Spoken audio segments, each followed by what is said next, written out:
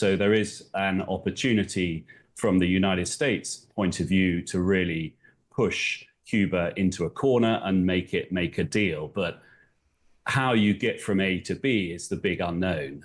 There's no doubt real weakness, and the government there is unpopular, particularly the president.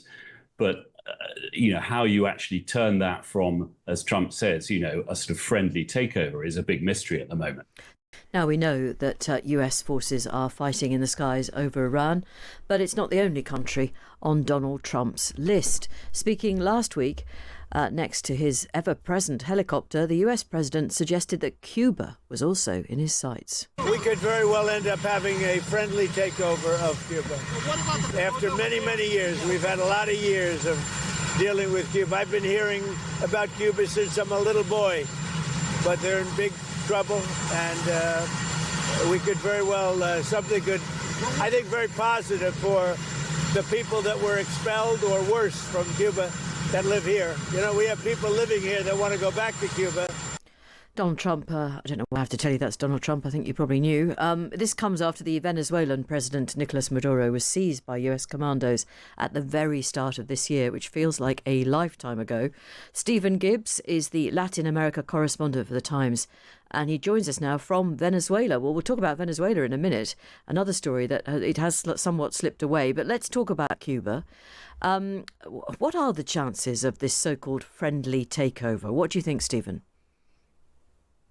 Well, Cuba is in as serious trouble probably as it has been since the collapse of its benefactor, the Soviet Union, in the late 90s. And a lot of that most recently is directly due to what President Trump has been doing since January, as you say, with the capture of Maduro in Venezuela. Venezuela was providing around almost 60% of Cuba's oil requirements. Now that has been cut off, and also Trump has stopped or threatened to sanction any country that sends oil to Cuba. So it's a country that, although it has some of its own domestic production, it's being seriously strangled. So there is an opportunity from the United States point of view to really push Cuba into a corner and make a deal. But how you get from A to B is the big unknown. There's no doubt real weakness, and the government there is unpopular, particularly the president. But how you actually turn that from, as Trump says, a sort of friendly takeover is a big mystery at the moment. There have been talks, haven't there, quite recently in Mexico between Cuban and US officials? Well, these have never been completely confirmed. The United States, Trump particularly, and Rubio, they keep saying, we are talking to Cuba, we are talking to the senior leadership. That is actually denied by Cuba. It says we've exchanged messages, but it insists that there are no negotiations. Why does it say that? Well, Cuba has this sort of long-term position that it will only sit down and negotiate from a position of two equals, from a position of total sovereign respect between the two countries. Now, some point out that under Trump, the game has completely changed. This idea that you have mutual respect is not really the way he rolls. Now, what the United States is saying is that it is talking, or it's indicating that it's talking to members of the Castro family. Raul Castro was the last president of Cuba. It's currently Miguel Diaz-Canel, but he is the sort of Ayatollah figure in many ways, sitting in the background. So what the US is saying is that it's been talking to a grandson of Raul Castro, but the Cubans do not confirm that. It is quite possible, and it's been sort of widely reported, that this is a sort of back door that the United States is trying to open, effectively going behind the political leadership in Cuba. Now, it's not exactly a barrel of laughs living in Cuba right now, is it? I mean, there's the fuel embargo. Inflation is, we always use the word rampant, don't we? But it's pretty tough to live there. Oh, yeah. I mean, people I speak to in Cuba say, as I say, this is those who remember the special period, as it was called, after the fall of the Soviet Union, say it is as bad or worse than that. The key problem is power cuts. Because of this lack of fuel, there's a lack of fuel to provide power. So the electricity is off more than it's on. And that is a real problem in a tropical island. So your fans don't work, your freezer doesn't work, your fridge doesn't work.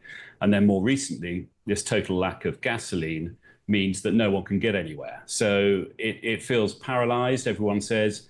And there are people in Cuba, this is a country that has a sort of strong sort of nationalistic streak, but there's a constituency there thinking, well, whatever can change here is going to be better than what we have yet. So again, that's this window of opportunity that the United States sort of spies and feels that, this is an opportunity. Yeah.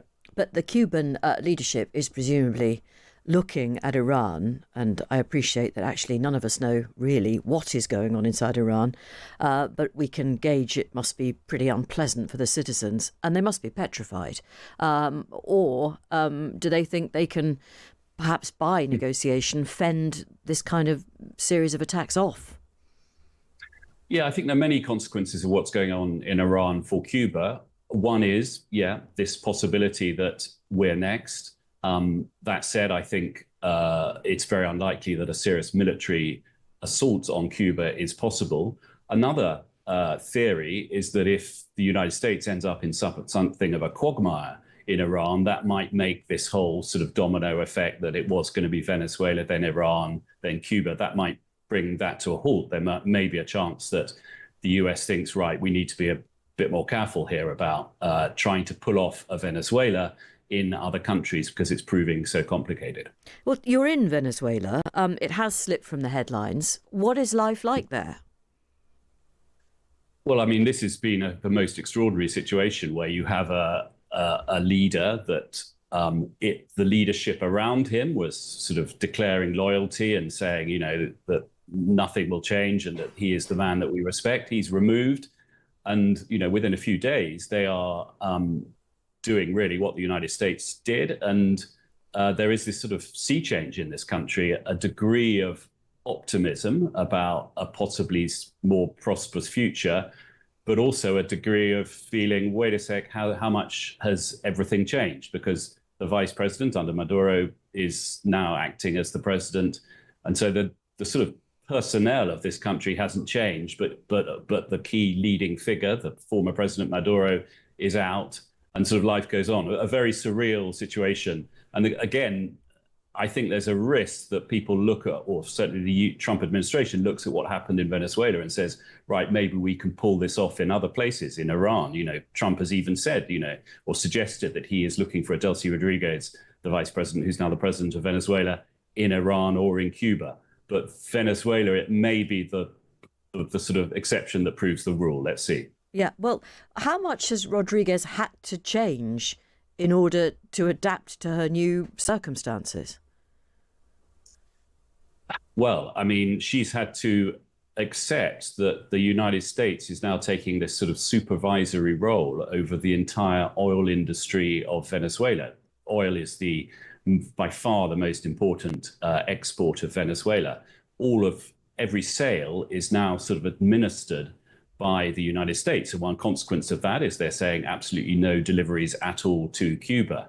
She's adapting to it by showing this remarkable ability to sort of give two versions of the same story. So to the Americans, she's extremely cooperative. Trump has repeatedly praised, how efficient and how helpful she is. But to the domestic audience, she still gives these speeches of saying we are a sovereign country. We're not going to be dominated by anyone. The removal of Maduro was a disgrace, etc. So a very sort of effective double take on this is what she's doing. What she's not being forced to do is change massively the personnel around her. And that might be the problem, the sort of stick that breaks the camel's back, so to speak. So the United States, I think both sides are sort of pretending this is a slightly different picture than it really is. Venezuela is not run by the United States, but at the same time, the United States is taking this very important role in the key industry. Right. And anyway, Trump's moved on. He's not really interested. I mean, well, you tell me, is he interested in Venezuela anymore, or his thoughts for the moment focused elsewhere? Yeah, I mean, he's definitely focused elsewhere, but given any opportunity to mention Venezuela, he sort of says, what a great country, what a great success we're having down there. So he doesn't want to see a sort of disaster unfold here. But yes, I mean, I think there's no question that he called victory quite early on this one. But he's still focusing on it, and there's a expectation that there'll be a senior U.S. government visit here in the next few days. So he's not abandoning this project, but he's definitely got his focus elsewhere. Quick question from a listener in Norfolk. Anne says, can you ask your guest if he knows what Trump's plans are for Maduro and his wife? Well, they're in custody, aren't they, still? Yeah, it's not really Trump's plans anymore. It's U.S. justice. The 26th of March, we're hearing, will be the next appearance of Maduro and his wife in a court in the United States, in New York, and then we'll see how that trial goes. Thank you very much indeed. That is Stephen Gibbs, who's the Latin America correspondent for The Times. He was actually in Venezuela, talking initially about Cuba, and a number of people have pointed out, of course, that Marco Rubio is of Cuban heritage, so he feels a real keen interest, shall we say, more than that, in doing something about Cuba. That would seem to be the case. And it's also right to say that the Foreign Office here does advise against travel to Cuba right now.